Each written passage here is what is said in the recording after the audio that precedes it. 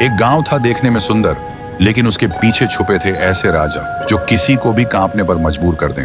उस गांव का नाम था ढोलपुर, जहां के लोग कहते थे कि आधी रात को अगर तुम्हें ढोलक की आवाज सुनाई दे तो समझ लेना कि थुंग थुंग आ गया है। थुंग थुंग कोई आम इंसान नहीं था। उसके चेहरे पर अजीब सी मुस्कान, आंखें बड़ी बड़ी जिन्हें देखकर कोई भी डर जाए, और हाथ में एक पुरानी ढोलक। रात के ठीक 2 बजे वो गांव की गलियों में घूमता और अपनी ढोलक बजाता। आवाज सीधी कानों से दिल तक उतर जाती, धीमी, डरावनी और लगातार।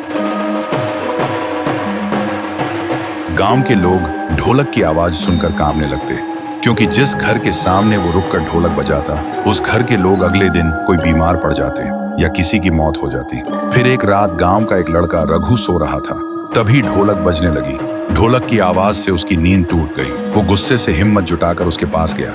रघु ने कहा, कौन हो तुम और क्यों ढोलक बजा रहे हो? वैसे ही ढोलक बजनी बंद हो गई। थुंग थुंग धीरे धीरे मुड़ा। रघु ने देखा उसके चेहरे से सैकड़ों चीखों की आवाज निकल रही थी, लेकिन तभी फिर से ढोलक अपने आप बजने लगी। और उसके बाद से रघु को किसी ने गांव में कभी नहीं देखा। गांव में और भी डर फैल गया।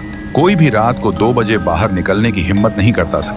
लोग दरवाजे और खिड़कियां बंद करके सोने लगे, क्योंकि ढोलक की आवाज इतनी डरावनी थी कि पूरा शरीर कांप उठता था।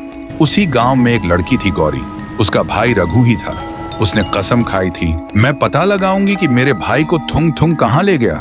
सुबह गौरी गांव के एक बुजुर्ग के पास गई और उसने पूछा, दादा, थुंग थुंग कौन है? बुजुर्ग कांपते हुए बोला, बेटी, थुंग थुंग कभी इस गांव का ढोल किया था, लेकिन 80 साल पहले एक शादी में ढोलक बजाते बजाते अचानक मर गया था। कहते हैं तब से उसकी आखिरी सांस उसी ढोलक में कैद हो गई, और तभी से वो आधी रात को ढोलक बजने लगती है। गौरी अब समझ गई थी कि वो एक भूत है, लेकिन फिर भी उसने तय किया कि वो उसी जगह जाएगी जहां वो शादी हुई थी। फिर रात के ठीक 2 बजे जब गांव में ढोलक बजनी शुरू हुई, गौरी ने हिम्मत जुटाई और उस आवाज के पीछे चलने लगी। अंधेरे में चलते चलते वो उस जगह तक पहुंच गई। वहां उसने देखा थुंग थुंग नाचते हुए बहुत जोर जोर से ढोलक बजा रहा था। गौरी ने कांपते हुए पूछा, मेरा भाई कहाँ है? थुंग थुंग अचानक रुका। उसकी आंखें जलने लगी और ढोलक अपने आप बजने लगी। तभी ढोलक के अंदर से एक चीख सुनाई दी। गौरी डर से भागने लगी। तभी एक आवाज आई, दीदी। गौरी रुक गई और पीछे मुड़ी। उसने देखा रघु और थुंग थुंग एक साथ खड़े थे, लेकिन वो अब इंसान नहीं था। उसका चेहरा अजीब और आंखें लाल हो चुकी थी। रघु ने धीरे से कहा, दीदी, अब मैं भी थुंग थुंग का हिस्सा हूँ और अगला नंबर तुम्हारा है।